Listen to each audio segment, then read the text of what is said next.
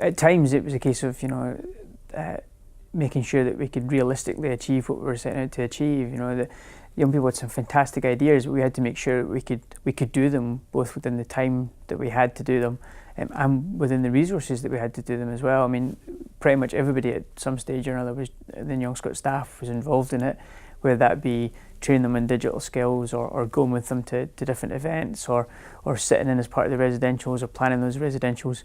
So we needed to make sure that it didn't, I suppose, run away with itself to an extent, and that we worked with them to say, right, okay, well, with all these ideas we have, what are the ones that we feel will work best, and what can we set out and achieve effectively? You guys leading it, but I suppose not pulling in the reins, but making sure we could effectively do what we were setting out to do within the resources that we had. We're lucky enough that we've got quite a range of skills in the organisation that meant quite a lot of things that were part of that list, but at the same time there's other work going on too. They only have so many staff, so definitely a resource issue in terms of prioritising the work that we did and the different tasks that we set out to do.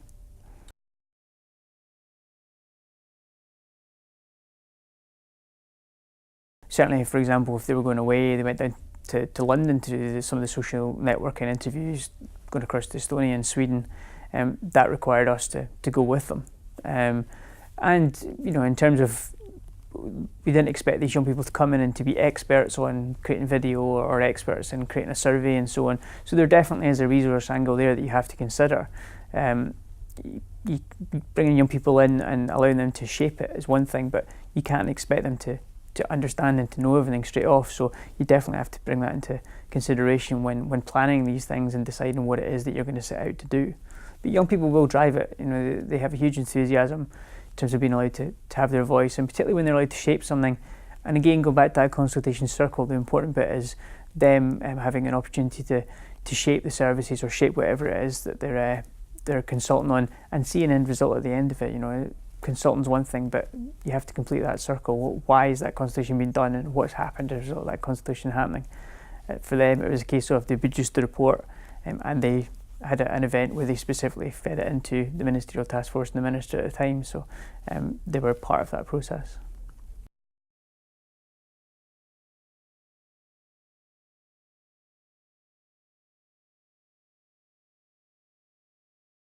Well, I think one of the key things was, they had different smaller working groups within the overall, young people's group. So they each kind of looked at different areas. Each person knew their role as well, and they sat and they planned that at the residential. So everyone had a key part to play. It wasn't just one person dominating it or a few people leading it.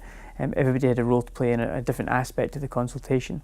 I think the opportunity to try new things throughout was a key thing as well. I say 12 months is a long time. It was quite a support resource for us here, but it was a fantastic one because the young people did lead it, and with us it was a case of just saying, right, have you thought about using this, or maybe sharing some digital skills with them.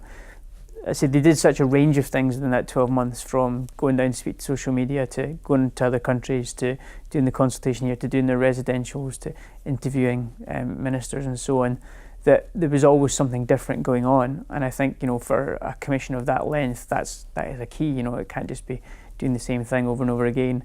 From the analysis perspective, they all worked well together. Again, there was a lot of support from Young Scot staff and that side of things. There'd been a consultation. The analysis was very much about pulling the results out rather than analysing them at a really in-depth level.